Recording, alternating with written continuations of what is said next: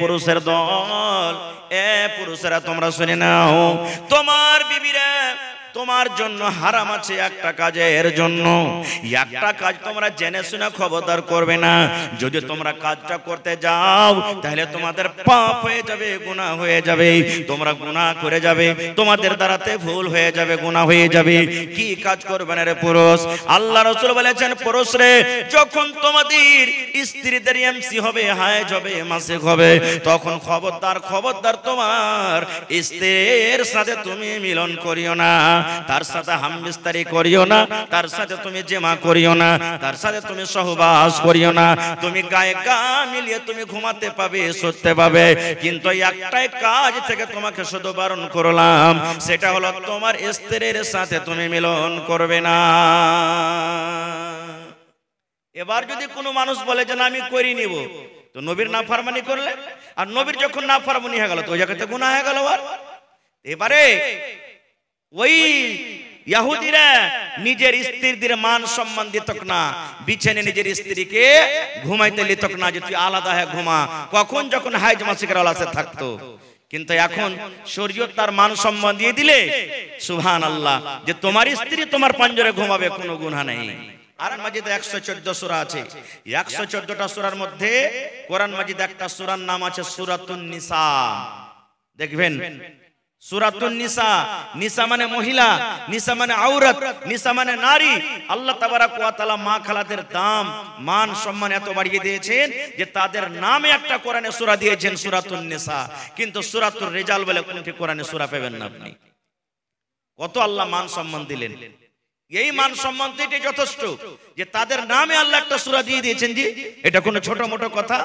আল্লাহুস সামাদ।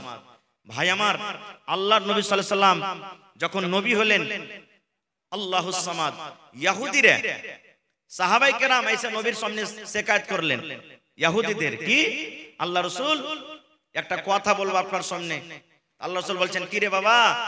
বলছে যে আমাদের আশেপাশে যে ইহুদিরা আছে, ওরকে স্ত্রীর যখন হাইজ মাসিক হয়, স্ত্রীর যখন মাহিনা হয়, হাইজ মাসিক হয়, তখন ওকে বিছানে শুতে লাই না, ওর বিছানটাকে আলাদা করে দেয়, ওর হাতের খাই না, ওর রান্না বান্না খাই না, ওর কাপড় সাফ করাও লাই না, আর ওকে বিছানো পাঞ্জরে ঘুমাইতে লাই না।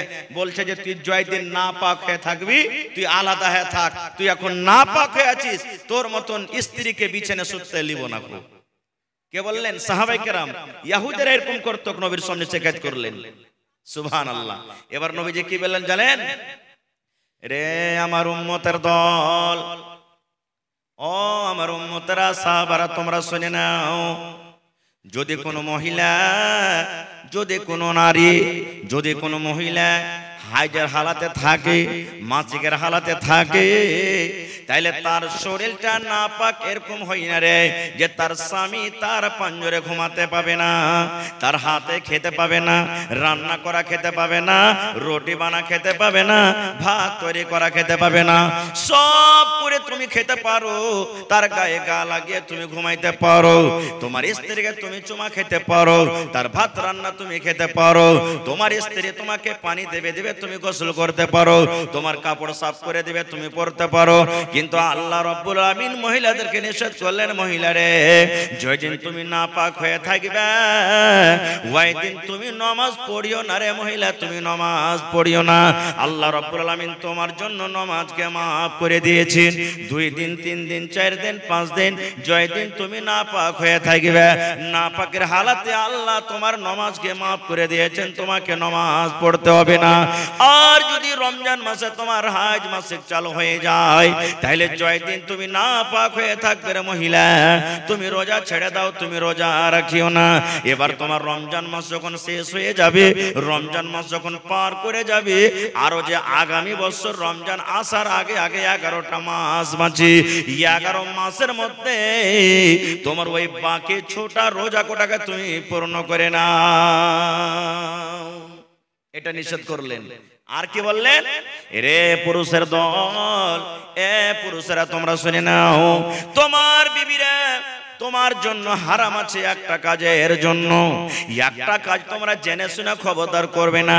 যদি তোমরা কাজটা করতে যাও তাহলে তোমাদের পাপ হয়ে যাবে, গুনাহ হয়ে যাবে, তোমরা গুনাহ করে যাবে, তোমাদের দ্বারাতে ভুল হয়ে যাবে, গুনাহ হয়ে যাবে। কি কাজ করবে না রে পুরুষ?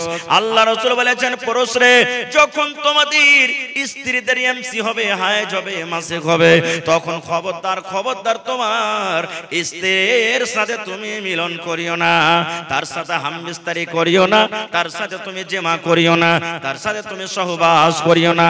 তুমি গায়ে গা মিলিয়ে তুমি ঘুমাতে পাবে, শুতে পাবে, কিন্তু একটাই কাজ থেকে তোমাকে শুধু বারণ করলাম, সেটা হলো তোমার স্ত্রীর সাথে তুমি মিলন করবে না। এবার যদি কোনো মানুষ বলে যে না আমি করি নিব, তো নবীর নাফরমানি করলে, আর নবীর যখন নাফরমানি হয়ে গেল তো ওই জায়গাতে গুনাহ হয়ে গেল। আর এবারে ওই ইহুদিরা নিজের স্ত্রীদের মান সম্মান দিত না, বিছানে নিজের স্ত্রীকে ঘুমাইতে দিত না, যে তুই আলাদা হয়ে ঘুমা, কখন যখন হাইজ মাসিকের আলাসে থাকতো। কিন্তু এখন শরীয়ত তার মান সম্মান দিয়ে দিলে সুবহানাল্লাহ, যে তোমার স্ত্রী তোমার পাঞ্জরে ঘুমাবে, কোনো গুনাহ নেই। আর একটু আগে চলেন, নবীজি কত মান সম্মান দিয়েছেন। আল্লাহর নবীর স্ত্রী মা আয়েশা রাদিয়াল্লাহু তাআলা আনহা নবীর পাঞ্জরে একদিন বসে আছেন, নবী আমার বসে আছেন, মা আয়েশা রাদিয়াল্লাহু তাআলা আনহা এবার নবীর পাঞ্জরে বসে আছেন। গিলাসে করে মা আয়েশা দুধ পান করেন, গিলাসে করে মা আয়েশা পানি পান করেন। মা আয়েশা নিজে বলেন, আমি যখন গিলাসে করে পানি পান করে দুধ পান করে, আমার দয়ার নবী আমার দিকে দেখছেন, আমার বিবি আয়েশা গিলাসের কোন জায়গাতে মুখ লাগায়, ঠোঁট লাগায় পানি পান করেন। এবার মা আয়েশা বলেন, সহিহ হাদিস রে বন্ধু, আমি পানি পান করতে করতে কিংবা দুধ পান করতে করতে যখন আমি গিলাসটাকে রেখে দিলাম, দয়ার নবী চট করে গিলাসটাকে উঠিয়ে নিলেন।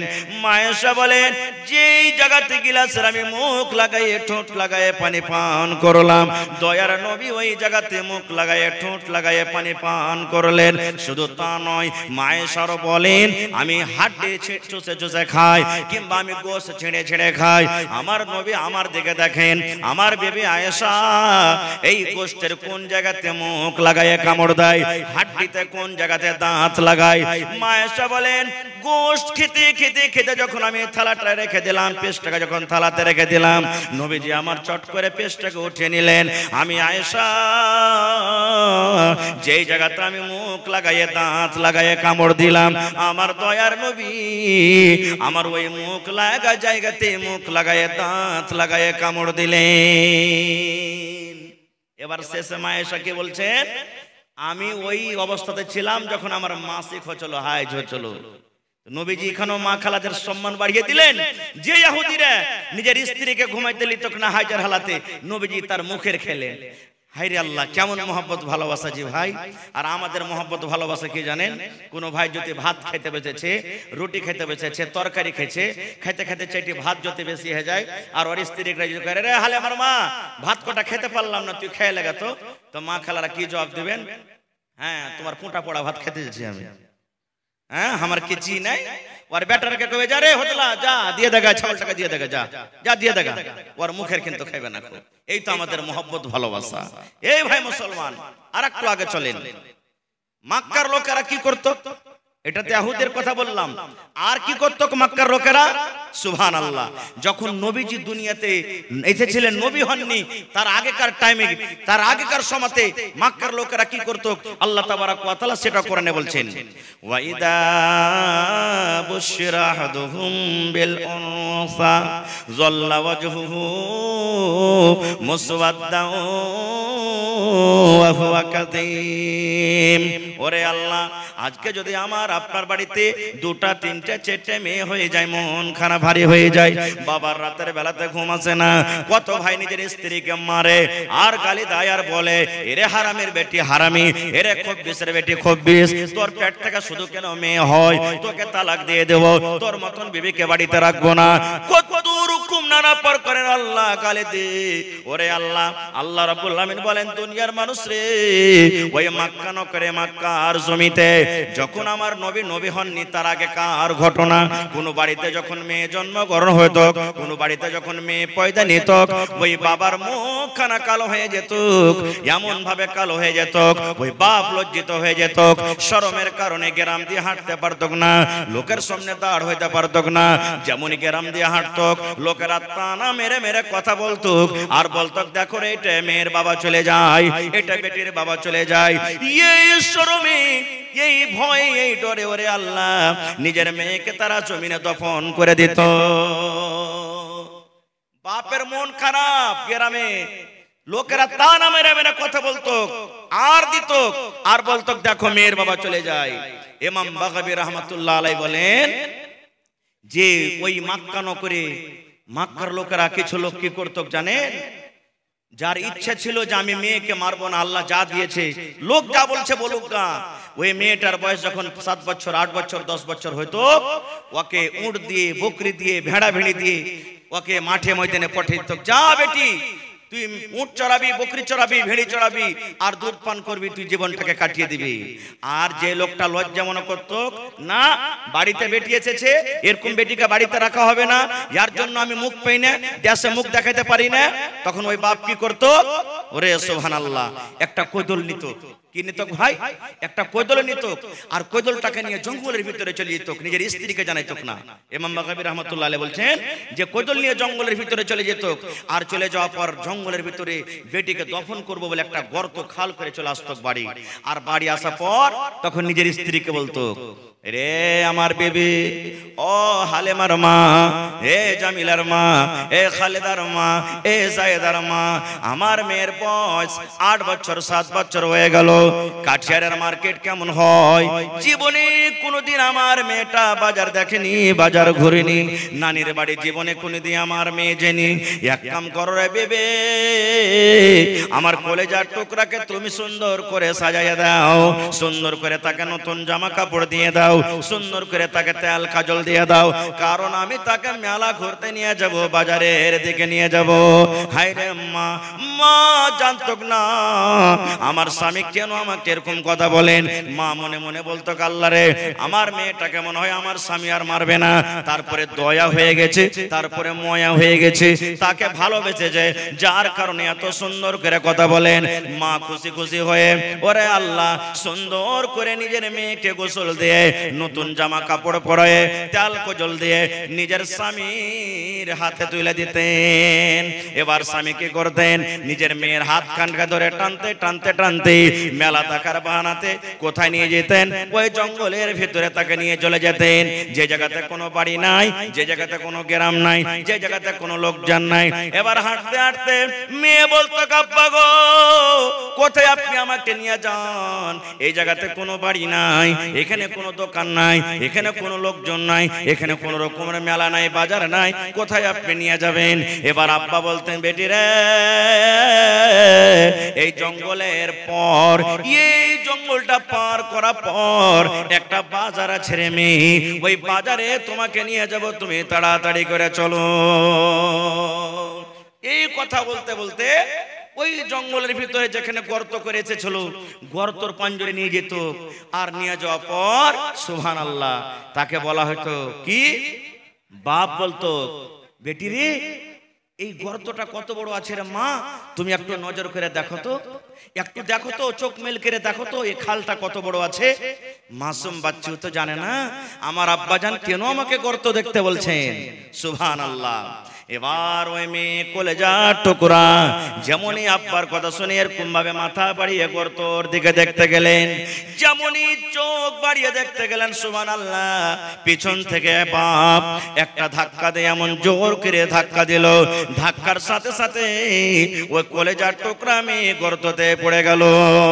যেমনই গর্ততে পড়ে যাওয়া, মেয়ে কাঁদতে শুরু করলো, আর গর্ততে পড়ে পড়ে বলে আব্বা গো কেন তুমি আমাকে গর্ততে ফেলে দিলে? কেন তুমি আমাকে খালে ডাকিয়ে দিলে? এবার আব্বা বলতো, ও আমার কলিজার টুকরা মেয়ে, যে দিন থেকে তুমি আমার বাড়িতে জন্ম নিয়েছো, যেদিন থেকে তুমি আমার বাড়িতে এসেছো, আমার রাতের বেলাতে ঘুম আসে না। তোমায় আমি নিয়ে চিন্তায় পড়ে আছি। লোকেরা আমাকে আর দিছি, লোকেরা আমাকে দেখে দেখে বলে, দেখো রে, এটা মেয়ের বাবা চলে যায়, এটা মেয়ের বাবা, আর বাড়িতে মেয়ে জন্মগ্রহণ হয়েছে। এই জন্য মেয়েরে, দুনিয়াতে তুমি যতদিন ছেলে ভালো হয়ে থাকলে, আজকে তোমার শেষ টাইম, শেষ দিন। জীবনের মতো তুমি আব্বা বলে না, জীবনের মতো মাকে মা মা বলে ডাকে নাও। কারণ আজকের পর এই দুনিয়ার তুমি মুখ দেখতে পাবে না, আকাশের মুখ দেখতে পাবে না, তোমার এই হতভাগাকে আর আব্বা আব্বা বলে ডাকতে পাবে না, তোমার মায়ের কথা তোমার মার শুনতে পাবে না। এই জন্য তুমি জীবনের মতো তুমি আমাকে আব্বা বলে নাও। ইমাম বাগাবী রাহমাতুল্লাহ আলাইহি বলেন, যখন এই কথাটা তার মেয়েকে বলা হতো, গর্তে পড়ে পড়ে মেয়ে কথাটা বলতো, আব্বা গো, আপনাকে আর আমি আব্বা বলে ডাকবো না, মাকে মামার বলে ডাকবো না।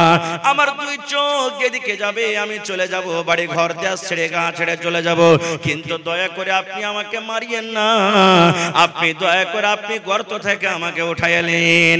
এরকম ভাবে মেয়ে চিৎকার করতে থাকতো, কিন্তু একটাও তার কথা শোনা হতো না। ওই মেয়েকে, ওই বেটিকে, ওই কলেজার টুকরাকে জিন্দা তাকে জমিনে দফন করে বাড়িতে চলে আসতো।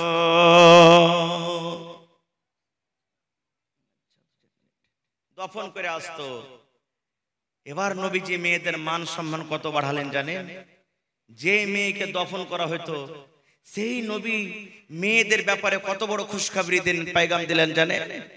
এ মেয়ের বাবা, তোমরা শুনে নাও, এই হাদিসে দুটা মেয়ের কথা বলা হয়েছে। যার বাড়িতে দুটা মেয়ে জন্মগ্রহণ করলো, কিংবা যাকে দুটা মেয়ে দিয়ে আজমাইশ করা হলো, যাকে দুটা মেয়ে দিয়ে ইমতিহান করা হলো, যার বাড়িতে দুটা মেয়ে জন্মগ্রহণ হলো, এখানে দুটার কথা আছে, কিন্তু কোন হাদিসে তিনটার আছে, কোন হাদিসে একটার আছে, কোন হাদিসে তিনটার আছে, কোন হাদিসে পাঁচটার আছে। সোজাসুজি কথা রে বন্ধু, আল্লাহ রাসূল বলেন, উম্মত, যার বাড়িতে মেয়ে জন্মগ্রহণ করেছে, ওই মেয়েকে শক্তি হিসাবে যদি পড়িয়ে লেখে, দ্বীনি তালিম দিয়ে, মেয়ে যখন বড় হয়ে যাবে, তার একটা সুন্দর জামাই দেখে, সুন্দর বাড়ি দেখে, সুন্দর ঘর দেখে যদি তার বিয়ে লাগিয়ে দিতে পারে, নবীজি এলান করে দিলেন, মেয়ের বাবারে, ওই মেয়ের বাবা আমি নবী জান্নাতের ভিতরে থাকবো। কেমন হয়ে জান্নাতে থাকবো? নবীজি দুটা আঙ্গুলকে ইশারা করে দেখিয়ে দিলেন, ও আমার উম্মতেরা শুনে নাও, এই দুটা লোক যেমন পাশাপাশি হয়ে আছে, এই দুটা আঙ্গুল যেমন পাশাপাশি হয়ে আছে, আমি নবী আর ওই মেয়ের বাবা জান্নাতের ভিতরে পাশাপাশি থাকবো। নারে তাকবীর। তাহলে এত বড় খুশখবরি পাওয়া পরও দুনিয়া যা বলছে বলুক, বাড়িতে মেয়ে জন্মগ্রহণ হতে গেলে মন ভারী করবেন ভাই? জোরে বলেন, মন ভারী করবেন? মন ভারী করতে গেলে জান্নাতের ভিতরে নবীর সাথী হইতে পারবেন না। মন খুশি করে রাখতে হবে, আর আল্লাহর কাছে দোয়া করতে হবে, আল্লাহ তুমি মেয়ে দিয়েছো, একটা খুব বড় নিয়ামত, আল্লাহ তুমি তার ব্যবস্থা তুমি করো, আমার কাছে কিছু নেই। এবার আর একটা হাদিস বলি ভাই, আমাকে লাইনটা একটু অন্যদিকে পাল্টাতে হবে, এর জন্য আর একটা হাদিস বলে দিই যে, হাজী মাওলানা, নবীজির কয়জন মেয়ে ছিলেন আর নবীজি নিজের মেয়েকে কত ভালোবাসতেন, এর কি কোনো হাদিস আছে? আছে, বুখারী শরীফের হাদিস। আল্লাহর নবীর 4 জন মেয়ে ছিলেন। কয়টা মেয়ে? জোরে বলে। হ্যাঁ, ছেলেগুলা সব ছোট বয়সী মারা গেছেন, আর মেয়ে শুধু বড় হয়ে মারা গেছেন। নবীজির বেঁচে থাকাকালে 3 জন মেয়ে মারা গেছে, আর মরার পর নবীজির মা ফাতেমা ছোট মেয়ে মারা গেছেন। বাস 5 থেকে 10 মিনিট আমি শেষ করছি কথা।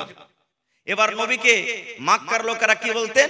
ইন্না আতাইনাকাল কাউসার ফাসাল্লি লিরাব্বিকা ওয়ানহার ইন্না শানিয়াকা হুয়াল, কি আছে বলে? হুয়াল।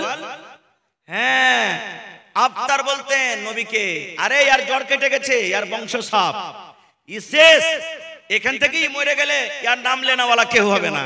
কিন্তু আল্লাহ নবীজির মান সম্মান কত বাড়িয়ে দিলেন। যখন যখন আল্লাহর জিকির আছে, আল্লাহর নাম আছে, তখন তখন নবীর নাম আছে, আছে না?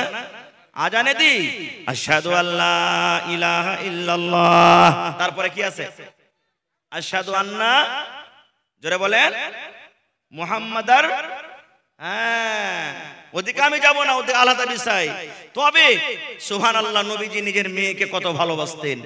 নবীজি সোমবারের দিন মারা গেছেন, দিন ছিল সোমবার, একবারে 7টা-8টা বেলা এই মতো টাইমে নবীজির সমস্ত স্ত্রীরা নবীর পাঞ্জরে বসে আছেন, সাহাবাই কেরাম বসে আছেন। এবার নবীজি নিজের বিবিরাকে বলছেন, কই আমার মা, আমার কলেজার টুকরা কই?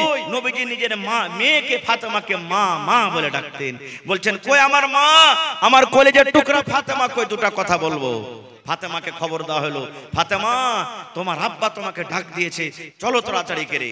এবার ফাতেমা রাদিয়াল্লাহু তাআলা আনহা এবার নবীর কাছে এলেন। আসার পর নবীজি মুখে কথা বলতে পারেন না, নবীজি শরীরটা দুর্বল কমজোর হয়ে গেছে। এবারে নবীজি নিজের মেয়ে ফাতেমাকে ইশারা করছেন। কি ইশারা? রে আমার কলেজা টুকরা মেয়ে, ও বেটি ফাতেমা, আমার বিবিরা আমার পাঞ্জরে বসে আছেন, আমার সাহাবীরা আমার পাঞ্জরে বসে আছেন। মা গো, আমি তোমাকে আস্তে করে কিছু কথা বলবো, যেন আমার কথাগুলো আমার সাথীরা না শুনে, আমার সাহাবীরা না শুনে, আমার কথা যেন আমার বিবিরা না শুনে। ও মা ফাতেমা, তোমার কানটা আমার মুখের কাছে লাগাইয়া দাও, আমার মুখের কাছে তোমার কানখানা লাগাইয়া দাও। আমি তোমাকে আস্তে আস্তে করে কিছু কথা বলবো, যেন আমার কথা আমার সাহাবীরা শুনতে না পায়। ফাতেমা, তোমার কানটা মা আমার মুখের কাছে একটু লাগাতো, আমি তোমাকে কিছু আস্তে করে কথা বলবো। যখন কথাটা বলা, আল্লাহ নবীর স্ত্রীরা বলছেন, আল্লাহ কি হলো? নবীজি কোন এমন কথা বলবেন যেটা আমরা জানতে পারলাম না? সাহাবায়ে কেরাম বলছেন যে নবীজি নিজের মেয়েকে কোন এমন কথা বলবেন যে আমরাকে জানাবেন না? সুবহানাল্লাহ, আমরাকে জানাবেন না। ওরে আল্লাহ! এবার মা ফাতেমা রাদিয়াল্লাহু তাআলা আনহা আব্বার কথা শুনে এবার নিজের কানটাকে নবীর মুখের কাছে লাগালেন। নবী আস্তে আস্তে করে কোন এমন কথা বললেন, ফাতেমা কাঁদতে শুরু করলেন, কাঁদতে লাগলেন, নবীর কথা শুনে কাঁদতে লাগলেন। এবার নবীজি দেখলেন, আহারে আমার কথা শুনে আমার মেয়ের কলিজা ফেটে গেল, অন্তর ফেটে গেল, চোখে পানি এসে গেল। এবার নবীজি আবার বলছেন, বেটি রে, তোমার কানটা আর একবার আমার মুখের কাছে লাগাও তো মা, তোমাকে আর একটা কথা বলবো। আবার দ্বিতীয়বার মা ফাতেমা বললেন, আমি কানটাকে নবীর মুখের কাছে লাগালাম। নবীজি আমাকে আস্তে আস্তে কোন এমন কথা বললেন। এবারে মা ফাতেমা কিন্তু হাসতে লাগলেন। প্রথমবার কোন কথা বললেন, কানতে লাগলেন। দ্বিতীয়বার নবীজি কানে কানে বললেন, মা ফাতেমা হাসতে লাগলেন। শেষ কথা, আমি ওদিকে যাব না। নবীজি দুনিয়া থেকে চলে গেলেন। নবীর মৃত্যুর কিছুদিন পর একদিন মা আয়েশা রাদিয়াল্লাহু তাআলা আনহা, এটা হলেন মা ফাতেমার সতার মা, আল্লাহ নবীর একজন স্ত্রী, একদিন ফাতেমাকে বলছেন, বেটি রে একটা কথা বলবো মা। বলছে কি? বলছে, বেটি রে, যখন তোমার আব্বাজান মারা যাবেন, যেদিন তোমার আব্বাজান দুনিয়া থেকে চলে যাবেন, ওই দিন বেটি রে কোন এমন কথা নবী তোমার কানে কানে বলেছেন বেটি রে, যেটা আমরা শুনতে পাইনি, আমাদেরকে জানাননি? প্রথম কথা, নবী তোমার কানে কানে যখন বললেন তুমি কাঁদেছিলে, তোমার চোখে আমরা পানি দেখেছি। আর দ্বিতীয়বার যখন তোমার কানে কানে কোন এমন কথা বলেছেন, যে কথাটা শুনে তুমি মা হেসেছিলে, একটু কান্দা এবং হাসার কথাটা তুমি বলে দাও। এই আমার ভাইয়েরা, মায়েরা, খালারা শুনেন। এইবারে মা ফাতেমা কি বলছেন দেখেন, মা গো, এখন আমার আব্বাজান দুনিয়াতে নাই, এখন কিন্তু আমি বলে দেব, আমার আব্বাজান যখন আমার কানে কানে প্রথম কথা বললেন, আমি কেঁদেছিলাম। এই জন্য কেঁদেছিলাম মা, আমার আব্বাজান আমার কানে কানে বললেন, বেটি রে, এখন আমার যাওয়ার টাইম হয়ে গেছে রে মা, আল্লাহ রাব্বুল আলামিনের তরফ থেকে অর্ডার হয়েছে, আর আমি দুনিয়াতে বাঁচবো না, এখন আমি দুনিয়া থেকে চলে যাব। তুমি এই হতবাটাকে, তুমি এই লোকটাকে তুমি জীবনের মতো তুমি আব্বা বলে ডেকে নাও, কারণ তোমার আব্বা জান আজকের পর থেকে আর দুনিয়াতে থাকবে না। আজকের পর তুমি এই লোকটাকে আর আব্বা বলে ডাকতে পাবে না। যেমন কথাটা বলা, মা ফাতেমা বলেন, ওরে আল্লাহ, আমার আব্বা জান দুনিয়া থেকে চলে যাবেন, আমি কাকে আব্বা বলে ডাকবো? কে আমাকে মা মা মা বলে ডাকবে? এই কথাটা শুনে আমার চোখে পানি এসে গেছিল। আর যখন আমাকে দ্বিতীয়বার আমার আব্বা জান বললেন, আমি হাসলাম। আমার আব্বা জান এই কথাটা আমাকে বলেছিলেন, ও ফাতেমা তুমি কেঁদো না, কেঁদো না ফাতেমা, তুমি কেঁদো না, কেঁদো না বেটি রে, কেঁদো না, কেঁদো না, কেঁদো না, কারণ আমার মরার পর, আমার মৃত্যুর পর, আমার দুনিয়া থেকে যাওয়ার পর, আমার বংশের মধ্যে, আমার খানদানের মধ্যে সর্বপ্রথম যে আমার সাথে দেখা করবে, সেটা হবে মা ফাতেমা তুমি। ঠিক আল্লাহ নবীর 6 মাসের মৃত্যুর পর মা ফাতেমা রাদিয়াল্লাহু তাআলা আনহা দুনিয়া থেকে চলে গেছিলেন। এই কথাটা হাদিসটাতে কয়েকটা পয়েন্ট আছে, আমি ওদিকে যাব না। একটাই মাত্র পয়েন্ট, যে জন্য আমি আজকে আপনাকে হাদিসটা শোনালাম, যে নবীজি নিজের মেয়েকে কত ভালোবাসতেন, যে ভাই যে নিজের মতের কথাটা নিজের কলেজার টুকরা মেয়েকে বললেন, বিবিরাকে বললেন না, কোনো সাহাবীকে বললেন না। কিন্তু হায় রে আফসোসের কথা, আজকে আমরা নিজের মেয়েকে এত ভালোবাসি, যখন আমার আপনার যখন মত হবে তখন সবটি বেটা কটাকা ডাকবো আলাদা করে, আর বলবো রে শুন, ওখানে টাকা আছে, ওখানে ব্যাংকে টাকা আছে, ওখানে কেওলা আছে, ওখানে রসিদ আছে, আর ওই বাজারের জমিনটা তোরা ভাইগুলাকে মিলে জুলে ভাগ করে নিবি। চুরি চপকে বাপ জানতে পারবে এখন বাঁচবো না মরে যাব, তখন সমস্ত ভালো ভালো জমিনগুলা ব্যাটার ঘানা মেরে রেজিস্ট্রি করে দিবে, আর মেয়েরাকে দিবে কোনগুলা জানেন, ওই যেগুলাতে ফসল হয় না দোয়াগা জমিন, ওগুলাকে তখন দিবে, যা তোরা ওগুলো লিয়ে ধেয়া করে ধরে খা। এই তো আমাদের মহব্বত ভালোবাসা। ভাইরে এরকম মহব্বত ভালোবাসা দেখাতে গেলে আল্লাহ তাবারক ওয়া তাআলা কিন্তু বকশিবে না। খার মেলায় কথা আছে বলার, আল্লাহ যদি হায়াত রাখেন ইনশাআল্লাহ এই বিষয় নিয়ে কিছু আলোচনা করব, আরো মেলায় কথা থাকলো। তবে ভাইরে এটা হলো মসজিদের জালসা না মাদ্রাসার? জোরে বলেন। হায় আল্লাহ, আপনারা গোশ ভাত খাননি নাকি যে ভাই? একটু জোরে কথা বলেন। এটা মসজিদের জালসা না মাদ্রাসার? মসজিদের জালসা। মসজিদটা কার ঘর, মানুষের না আল্লাহর? জোরে বলেন। আল্লাহর ঘর। আর আল্লাহর ঘর বানাইতে গেলে কি অফার এসেছে জানে? আল্লাহ রাসূল বলেছেন, মান বানা লিল্লাহি মসজিদান বানাল্লাহু লাহু বাইতান ফিল জান্নাহ। আল্লাহ নবী বলেছেন, আরে আমার উম্মত, আল্লাহ রাব্বুল আলামিনকে রাজি করার জন্য, আল্লাহকে সন্তুষ্ট করার জন্য আল্লাহর ইবাদতখানা, আল্লাহর এখানে ইবাদতখানা যে নির্মাণ করবে, আল্লাহ রাব্বুল আলামিন তার জন্য জান্নাতের ভিতরে এখন ঘর বানিয়ে দিবেন। দুনিয়াতে আপনি মসজিদ বানাবেন আর আপনার জন্য জান্নাতে আল্লাহ ঘর বানাবেন, এটা বিশ্বাস হয়েছে ভাই? এই হাদিসের পরে বিশ্বাস আছে? বিশ্বাস না থাকলেও বিশ্বাস করতে হবে। একটা উদাহরণ দিচ্ছি আপনাকে। আপনাদের এলাকাতে অনেক হাজী সাহেব আছেন, নাই? হাজী সাহেব আছেন না নাই? আছেন। দেখবেন হাজী সাহেবেরা যখন হজ করতে যায় তখন টাকা জমা করে হজ করতে যায় না, বছর 6 মাস আগে জমা করে? বছর 6 মাস 2 মাস 4 মাস আগে টাকা জমা করে। সুবহানাল্লাহ।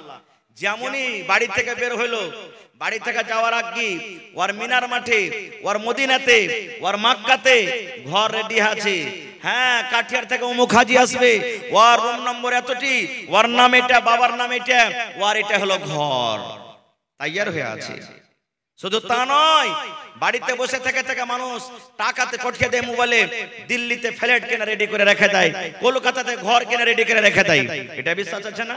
এই যে আপনারা কিছুদিন আগে শুনেছেন যে চাঁদে তো মানুষ জমিন কিনেছে, শুনেছেন না শুনেননি? যে চাঁদে জমিন কিনেছে। আর ওটা যাক, একটা জেনারেল উদাহরণ দিই, আপনারা দিল্লি, পাটনা, পাঞ্জাব, আদিয়ানা, লুধিয়ানা সফর করেছেন। এবার যারা দিল্লি যাবেন 10 দিন 15 দিন 1 মাস আগে তারা টিকিট কাটবে যে আমি ফালা ট্রেনে যাব। এবার যেমনই আপনার টিকিট কাটা হয়ে গেল, সাথে সাথে আপনাকে টিকিট মাসের একটা টিকিট দিবে কম্পিউটারওয়ালা, ওতে আপনার ট্রেনের নাম লেখা থাকবে, ওতে আপনার কোচ নম্বর লেখা থাকবে, কয়টা ট্রেন এখান থেকে ছাড়বে, কয়টাতে আপনাকে পৌঁছাবে, কত নম্বর আপনার সিট হবে, সবকিছু লেখা থাকে না? থাকে না? যারা বলেন থাকে না? থাকে না? থাকে। এবার দুনিয়াতে যদি মানুষ এতখানি তারাক্কি করতে পারে আল্লাহর দেওয়া জ্ঞানে, তো আল্লাহ রাসূলের পরে এই হাদিসটা আপনাকে আমাকে বিশ্বাস করতে হবে না যে নবী বলেছেন দুনিয়াতে তুমি এখানটা আল্লাহর জন্য ঘর বানাও, আল্লাহ তাআলা তোমার জন্য জান্নাতের ভিতরে এখানটা ঘর বানিয়ে দিবে। সুবহানাল্লাহ। ঘর বানাবে। তো আজকে আপনি মসজিদ বানাইতে আসেননি, আজকে নিজের জন্য জান্নাতের ভিতরে ঘর বানাইতে এসেছেন। ভাইরে, মসজিদ খুব সুন্দর, নামাজ পড়লাম এশারের নামাজ, খুব সুন্দর, ছোট মসজিদ কিন্তু খুব সুন্দর। আল্লাহ যেন এই মসজিদকে কবুল করেন আর বানানেওয়ালাকে আল্লাহ যেন কবুল করেন। ভাই, আজকে এই মসজিদে শুনলাম কাজ হয়েছে, কিছু করজ আছে, আর মসজিদের এখনো কিছু কাজ বাকি আছে।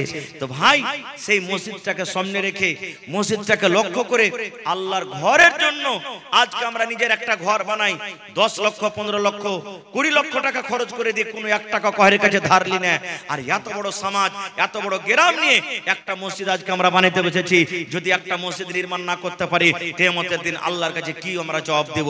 এজন্য ভাই 1 টাকা দিবেন, আপনার কাছ থেকে 1 টাকা নিব। তবে দেখি কোন আল্লাহর বান্দা আছেন আজকে এই ঘরের জন্য মাওলানা আমি 1 কুইন্টাল রডের দাম আমি দিয়ে দিলাম, দেখি কি এমন আছেন একটা, দেখি কোন আল্লাহর বান্দা একটা আছেন মাওলানা আমি 1 গাড়ি বালুর দাম দিলাম, কারণ প্লাস্টার করতে কিন্তু এখনো বালু লাগবে। কোন আল্লাহর বান্দা আছেন মাওলানা 10 বড়া 15 বড়া 50 বড়া সিমেন্টের যা টাকা লাগবে আমি দিয়ে দিলাম। দেখি কোন আল্লাহর বান্দা আছেন, দেখি 1 কুইন্টাল রডের দাম বা 1000 ইটের দাম দিয়ে দিলাম, আসেন তো দেখি এলাকার মধ্যে কোন আল্লাহর বান্দা আল্লাহর বান্দি বীর মুজাহিদ এমন আছেন আল্লাহর ঘরের জন্য 10,000 টাকা একটা লোক দান করতে পারবেন, একটা লোক 5,000 টাকা দান করতে পারবেন, এবং 50 বড়া সিমেন্টের আমি আপনার রাখলাম আপনাদের উপরে, কেউ 1 বড়া 2 বড়া 3 বড়া 5 বড়া 10 বড়া করে 50 বড়া সিমেন্ট। দেখি কোন আল্লাহর বান্দা আছেন এত বড় মজলিসে। মায়েরা খালারাকে বলবো, মায়েরা খালারা আপনারাও দানগালা দিয়ে পাঠান, নাকের কানের হাতের পায়ের যা আপনাকে গহনা গাঠি আছে আংটি আপনারা দানগোলা দিয়ে পাঠান, এবং কমিটির লোককে বলবো মা খালারকে পিন্ডালে চাদর দিয়ে পাঠান আপনারা তাড়াতাড়ি করে, আর চাদর ভর্তি করে মায়েরা খালারা দিয়ে পাঠান। আপনারা সময়টাকে নষ্ট না করে ভাই আমার হাতে 10 থেকে 15 মিনিটে আপনারা নিজের নিজের মূল্যবান দানগুলিকে দিয়ে দেন, কারণ আমার পর আরো 2 জন বক্তা আছেন তারাকে আপনাকে শুনতে হবে। এই জন্য সময়টাকে আপনারা এদিক ওদিক না কাটিয়ে 10 থেকে 15 মিনিটের মধ্যে একটু আল্লাহর রাস্তায় আসেন তো। এবং দেখি 25 জন লোকের কাছে আমি আবদার করলাম 1000 টাকার টাকা 2 বড়া করে সিমেন্টের দাম। দেখি সর্বপ্রথম বিসমিল্লাহকে করবেন 5000 10,000। দেখি কোন আল্লাহর বান্দা আছেন সিমেন্ট কিংবা 1000 টাকার টাকা 25টা লোক, দেখি কোন আল্লাহর বান্দা আছেন ভাই জীবনে কত টাকা আসে কত টাকা চলে যায় সুবহানাল্লাহ। ভাই এই দেখেন আমার হাতে সর্বপ্রথম একটা দান এসেছেন 2000 টাকার একটা দান এসেছে। যেমন আল্লাহ রাসূল মজা কি করেছেন জানেন, একটা হাদিস বলি, একজন মহিলা এসে বলছেন আল্লাহ রাসূল আমি নামাজ রোজা সব করি শক্তি মতন, তেলাওয়াত ওয়াগেরা তাসবিহ তাহলিল করি, আমি কি জান্নাত যাব? আমি কি আল্লাহ কি আমাকে জান্নাত দিবেন? তো আল্লাহ রাসূল বলছেন যে কোন বুড়া কিংবা বুড়ি জান্নাতে যাবে না। রাসূল কি বললেন? কোন বুড়া কিংবা বুড়ি জান্নাতের ভিতরে যাবে না। ওর মন খারাপ, আল্লাহ আমার বয়স হয়ে গেছে নামাজ রোজা তাইলে আমার সব ব্যর্থ বেকার হয়ে গেল। যখন ওর মন খারাপ দেখলেন তখন আল্লাহ রাসূল বলছেন যে এই শোনো শোনো, আমি এই জন্য বললাম যে কোনো বুড়া বুড়ি জান্নাতে যাবে না। আল্লাহ তাবারাক ওয়া তাআলা যখন মানুষকে জান্নাতে দেবেন ওই টাইমে মানুষের বয়সটা বুড়া থাকবে না, একবারে কড়কড়া 25-30 বছরকার জওয়ানি হালাতে যাবে জান্নাতের ভিতরে। এই জন্য আমি বললাম যে কোনো বুড়া বুড়ি জান্নাতের ভিতরে যাবেন না। এটা মজাক, কিন্তু এটা কি শরীয়তের মজাক হলো? আল্লাহুস সামাদ। একজন সাহাবী এসে বলছেন আল্লাহ রাসূল আমাকে একটা সওয়ারি দিবেন না, আমি যার পরে সওয়ার হব। আল্লাহ রাসূল একটা সাহাবীকে বলছেন যাও যে উটের বাচ্চা গেল একটা দিয়ে দাগা। আল্লাহ রাসূল মজাক করছেন একটা উটের বাচ্চা দিয়ে দাগা। তখন সে সাহাবী বলছেন হুজুর আমি আপনার কাছে সওয়ারি চাচ্ছি, বড় উট চাচ্ছি, আর আপনি আমাকে উটের বাচ্চা দিবেন, উটের বাচ্চাতে কি করব আমি নিয়ে? আল্লাহ রাসূল হাসছেন আর বলছেন যে আরে পাগল, যে উটের বাচ্চাটা তোমাকে দিব ও তো বড় হয়েছে, ও তো একদিন কাহরের বাচ্চা ছিল, এই জন্য তো আমি বললাম যে উটের বাচ্চাটাকে দিয়ে দাও গা। এগুলা হলো মজাক। আর আমাদের মজাক তো কোন আইল কি আর নাচ পাঘা নেই। সুবহানাল্লাহ। খায়ের যা হোক আমি ওদিকে যাব না ভাই। ভাইরে আজকে আমি আপনাদের সামনে যে বিষয়টি নিয়ে আলোচনা করেছি, যে এই জমিনে পৃথিবীতে আমরা মুসলমান যারা ইসলাম মানে না বুঝে না জানে না তারা তো বলে আমরা মুসলমানও বলি যে আল্লাহ তাবারাক ওয়া তাআলা এই পৃথিবীতে মেয়েদের কোনো মান সম্মান দেয়নি, বেটির কোনো মান সম্মান দেয়নি। তো মেয়েদের মান সম্মান শরীয়ত কতখানি দিয়েছে আজকে আপনাদের সামনে 2-4টা কথা বলবো। তার আগে একটা প্রশ্ন করি, এই জমিনের উপরে বর্তমান যুগে সব থেকে সস্তা জিনিস যার কোনো মূল্য নেই বলেন তো আপনারা কে? বলতে পারবেন না? জমিনের উপরে সব থেকে যার মূল্য নেই, সস্তা, যার কোনো আহমিয়তি দিন আমরা বলতে পারবেন না? আচ্ছা ভাই আপনারা কেউ বলবেন হয় যে মোল্লা বুঝে নুন হবে, লবণ, নুন তো কম করে সস্তা গেল 10 টাকা নিচ পাবেন না, 10 টাকা কেজি নাকি? বলবেন যে মৌলানা পানি 1 লিটার পানি কিনতে যান 20 টাকা লাগবে আপনাকে। বলবেন মৌলানা সাল হাইজি তো 1 টাকা 2 টাকা নিচে আপনি একটা মাছের সাল হাই পাবেন না। আছে না? আছে। প্রত্যেক জিনিসের দাম আছে, কিন্তু যার একটা আমরা দাম দিই না সেটা হলো কে? আমার আপনার মেয়ে। আমার আপনার বেটি, আমার আপনার কন্যা, যার বর্তমান যুগে আমরা কোনো মান সম্মান দিই না। বাড়িতে বেটি হতে গেলে মন খারাপ হয় না ভাই? হানা বলেন, মন খারাপ হয় না? হয় না? বাপের রাইতের বেলাতে বিছানে ঘুম আসে না। এই মজলিসে কত আমার মা, কত ভাই আছেন, বেটি সাবালিকা হয়ে গেছে, যুগের কারণে, সমাজের কারণে, আমাদের কারণে, আল্লাহুস সামাদ দিন না মানার কারণে, নবী না মানার কারণে আজকে ওই বাবার মায়ের রাতের বেলাতে ঘুম আসে না। আল্লাহ রে, কেমন করে আমি আমার মেয়ের বিবাহ দেব? আল্লাহুস সামাদ